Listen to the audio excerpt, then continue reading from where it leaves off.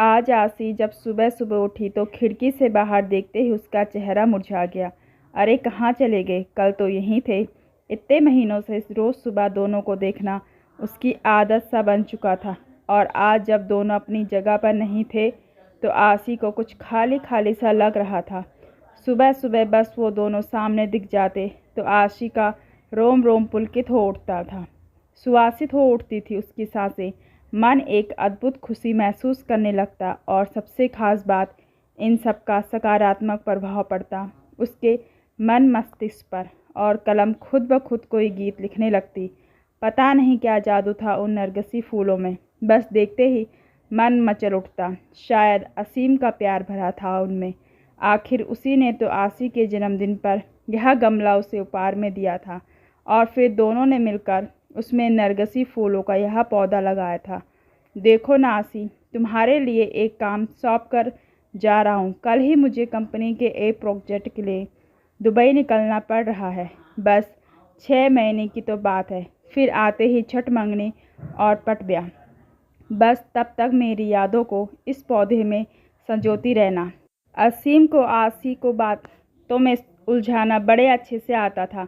असीम बेशक चला गया था, लेकिन आसी हर रोज़ बड़े अरमानों से उस पौधों को सींचती रही। आसी की खुशी का उस वक्त ठिकाना नहीं था जब वह एक रोज़ सुबह उठी और उसने पौधों पर 2 फूल खिले हुए दिखे, पीले रंग के। दोनों फूल बिल्कुल एक दूसरे से जुड़े हुए थे, आसी और असीम की तरह। आसी रोज़ उन फूलों को निहारती रहती और असीम को याद करती।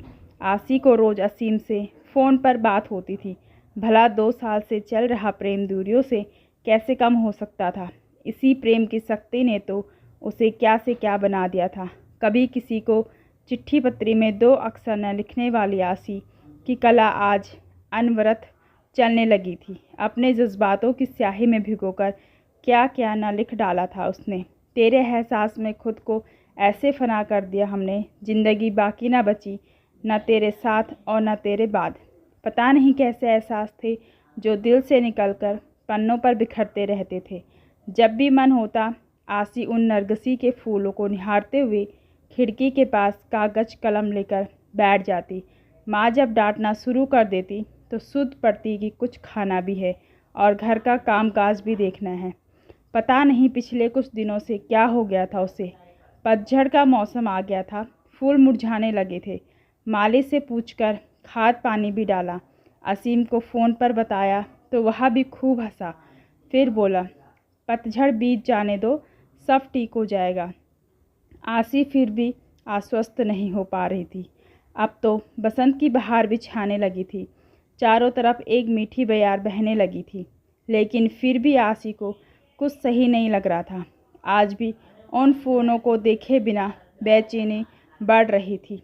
आसी कागज कलम फेंक कर बाहर आ गई थी और गमले के आसपास ही चहलकदमी करने लगी।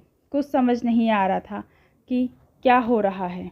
इसी सोच में उसे यह भी ध्यान नहीं रहा कि काफ़ी देर से बाहर की घंटी बज रही है।